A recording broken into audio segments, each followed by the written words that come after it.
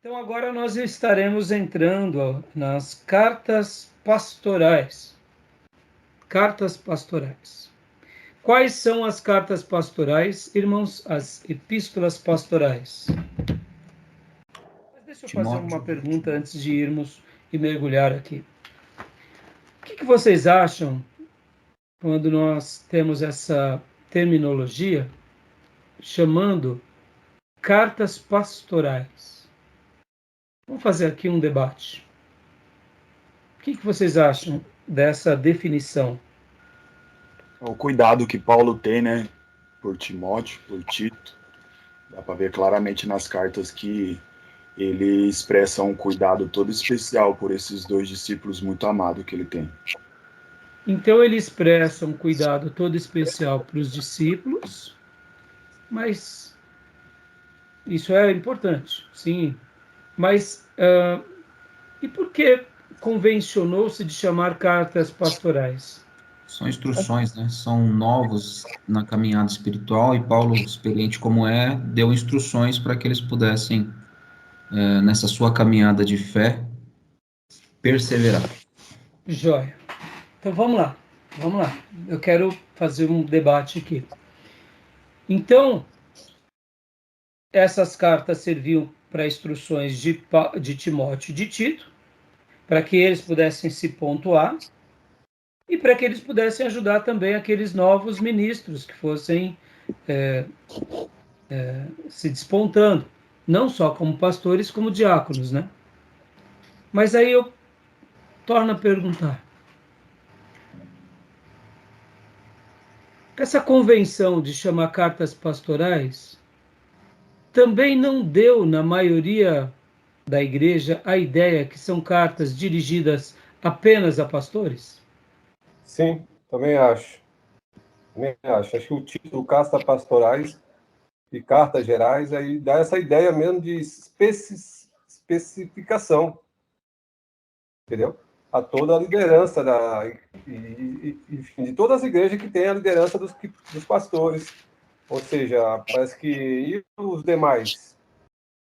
É isso que eu quero chegar. Própria para pastores. É isso que eu quero chegar. É consenso para muitos irmãos que essas são cartas dirigidas a pastores. E isso é uma falácia. Então, por exemplo, se fosse carta aos seminaristas, é só seminarista. Vocês percebam que muitas vezes, sem querer, não estou dizendo, não estou culpando, não estou querendo falar que o Gundry errou, porque ele fez várias divisões. Ele falou as principais cartas de Paulo, as cartas da prisão, ele foi fazendo as cartas pastorais. Não está errado como terminologia, tá, irmãos? Não está errado. Mas o que eu quero chamar a atenção aqui de vocês, como seminaristas, e quero também destacar, é que as cartas pastorais se convencionou, e na minha experiência de 30 anos no ministério, eu noto que a igreja e os pastores, sem perceber, e aqui fica uma dica, né? Deixam essas cartas exclusivamente como um tema aos pastores. Única e exclusivamente aos pastores e, no máximo, aqueles candidatos ao diaconato. E mesmo assim, quando é diácono, só lê o que interessa sobre o diaconato. E eu digo, não é. São cartas dirigidas a duas pessoas. Em outras palavras, o Espírito Santo estava usando Paulo para que Paulo escrevesse a dois ministros. Mas aí onde entra a tese que eu quero defender aqui nessa abertura. Eram cartas dirigidas a dois ministros especiais, mas eram para ser lidas para toda a igreja, o tempo todo. Da mesma forma que o Evangelho de Mateus é para toda a igreja, e o Evangelho de Mateus não é só para judeu. Da mesma forma que o Evangelho de Marcos é para toda a igreja, e não são apenas para os romanos. Assim como o Evangelho de Lucas é para toda a igreja e não é somente para o povo grego. E assim como a carta o Evangelho de João é chamado universal, mas é para todos o tempo todo. A carta aos Romanos não é só para os romanos, é para toda a igreja em todo o continente. As 7 cartas do Apocalipse não eram só para elas. Elas foram destinadas num primeiro momento para elas, mas as 7 cartas do Apocalipse são para nós, é para toda a igreja. A carta de Paulo aos Filipenses, aos Tessalonicenses, aos Colossenses e a carta de Laodiceia, que nós não temos, era para ser trocado entre todos. Em outras palavras, as cartas pastorais são cartas para a igreja, não apenas aos pastores. Guardem isso, irmãos, porque vai fazer toda a diferença. Porque quando a gente lê essa carta, é a carta que o Espírito Santo deu a Paulo, para que Paulo desse a Timóteo, e Timóteo compartilhasse com todos nós o tempo todo. Não é algo exclusivo de Timóteo. É algo exclusivo para a igreja. No entanto, há uma temática, que é aqueles que lideram a igreja. Conteúdo, né? As dificuldades, né? Que haverão de ser separados da seguinte forma, terão diversas dificuldades e terão que passar por esse crivo. Agora, ainda dentro desse prisma, dentro dessa ideia, olha que interessante, olha só que interessante. Eu estou fazendo esses questionamentos porque eu quero fazer vocês pensarem. Porque, de fato, irmãos, muitas vezes, sem que a gente perceba, a gente começa a trabalhar sobre uma separação entre o laico e os clérigos. Quem são os laicos? É o povo. E quem são os clérigos? São os sacerdotes. E no Novo Testamento não há essa diferença. No Novo Testamento, todos são sacerdotes. Dentro desse sacerdócio universal do corpo de Cristo, por isso que nós, seminaristas, pastores, evangelistas, mestres, profetas e igreja, representamos o corpo de Cristo na terra. No entanto, esse corpo de Cristo que está na terra, ele é tão estruturado e organizado que Deus pega pecadores como eu, por exemplo, e como outros, como os pastores de vocês, e separa para sermos pastores. Mas todos somos sacerdotes. Todos somos nação santa, na nova aliança. Então essa carta, na realidade, é o seguinte, é a carta para o meu povo, é a carta para a minha igreja, é a carta para o meu rebanho, para que o meu rebanho saiba quem são os ministros, como deve agir e viver os ministros, deveres e direitos dos ministros, que são os pastores e que são os diáconos, e como é o rebanho. E esse rebanho, ele também aqui não é um rebanho laico, no sentido de que é problema do pastor e dos diáconos. Não, não. Nós fazemos parte desse colegiado. Nós ratificamos a vida deles, nós endossamos eles e nós concordamos que eles sejam realmente assim, caminhem dessa forma para conduzirem a nossa alma, porque afinal de contas, como eu disse há pouco nas aulas anteriores, eles são os médicos da nossa alma. E nós não queremos qualquer um cuidando da nossa alma. Em outras palavras, essa carta deve ser lida da seguinte forma: ministros são modelos para o rebanho. Ministros são os líderes daqueles que irão liderar, que são os liderados. Ministros conduzem esses obreiros e esse rebanho, porque tudo começa com os líderes e com os pastores e com os ministros.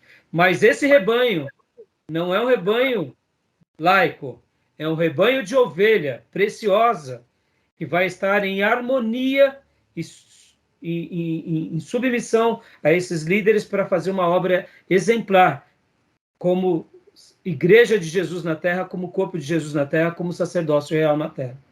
E aqui, irmãos, muda tudo, muda tudo. Então, a carta pastoral não é uma carta aos pastores, é uma carta a igrejas, para que as igrejas cuidem dos seus pastores, amem os seus pastores e zelem pelos seus pastores. E os pastores se posicionem varonilmente como o texto ensina. E aqui, para eu concluir essa abordagem e essas perguntas, e fiz de propósito isso, irmãos, porque um dos métodos mais lindos que um grande filósofo do passado usava era a maiêutica. É perguntando. É método socrático, né? Você vai perguntando e a pessoa tenta responder, e nessas perguntas e respostas, a nossa interação do conhecimento aflora, né? E então, irmãos, quero concluir com as palavras do nosso querido e saudoso pastor, professor, mestre, ou seu Shed. Ele estava dando aula em Perdizes e ele leu o texto de Paulo, que falava: sejam meus imitadores como eu sou de Cristo. E um dos alunos levantou a mão e falou: mas, pastor Shed, Paulo aqui não está exagerando, não? Dizendo para nós essas palavras, para que a gente diga isso daqui para as pessoas. Paulo não exagerou? E aí o Dr. Shed disse, foi mais ou menos esse diálogo, né?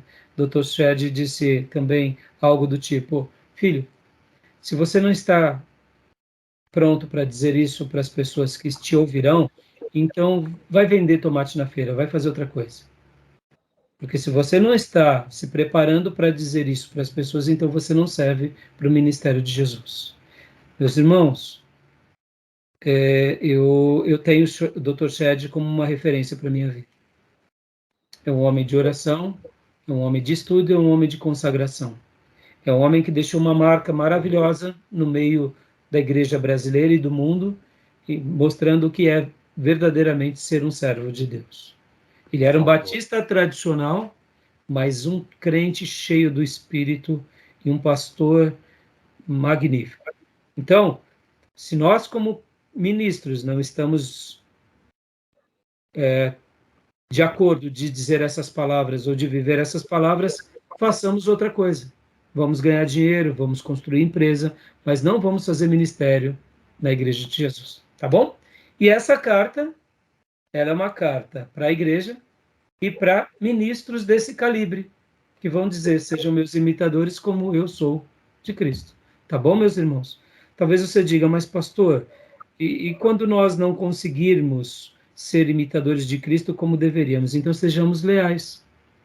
Sejamos leais. Digamos, irmãos, nessa área da minha vida eu ainda tenho fraquezas e eu quero superar e eu vou superar. Está diante de vocês alguém que não é perfeito, mas está diante de vocês alguém que luta que nem um cachorro bravo segurando o osso e não deixando o diabo pegar o osso da minha boca. E eu vou ficar com esse osso e não vou soltar ele de jeito nenhum.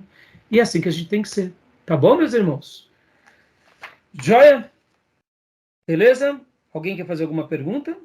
Por que eu fiz todo esse questionamento aqui com vocês? Sabe por quê, irmãos? Porque na igreja primitiva, eles não viam necessariamente que as cartas de Timóteo eram só cartas pastorais, eram cartas para a igreja.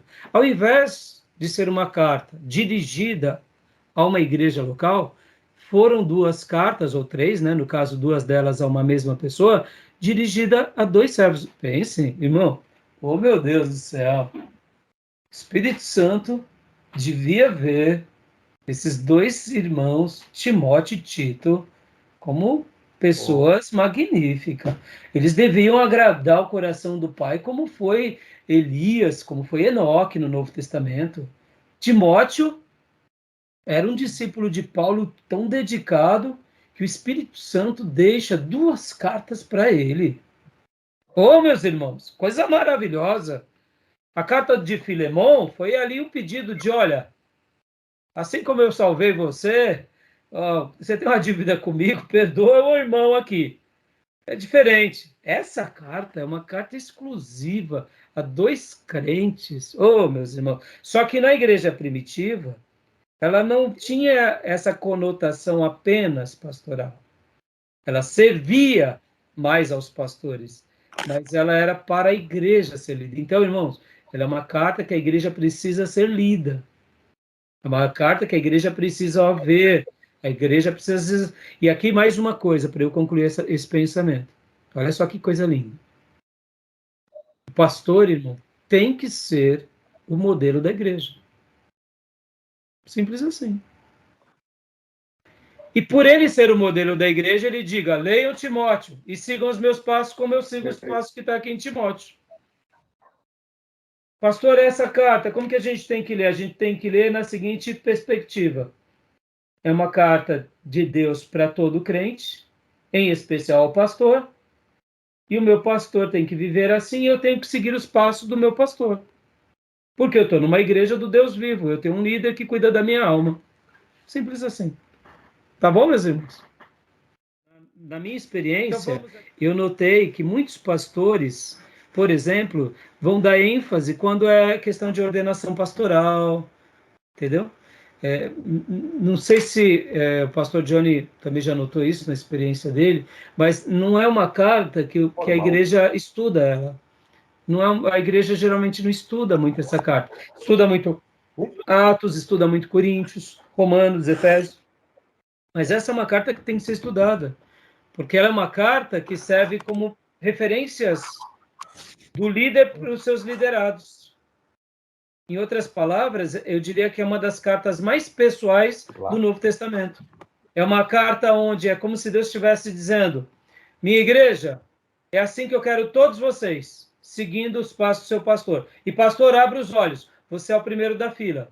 Você que pega o caixão na frente. Não vacile não, pastor, porque eu te separei, te dei um dom e eu quero ver você sendo exemplo. Entendeu, pastor? É mais ou menos isso. Igreja, segue o pastor. Por isso que eu amava o pastor Enéas, quando ele dizia: quem é crente, me acompanhe para as horas de culto. Irmãos, é isso que eu digo na minha igreja com muita ênfase. Irmãos, sigam os meus passos. Só sigam os meus passos.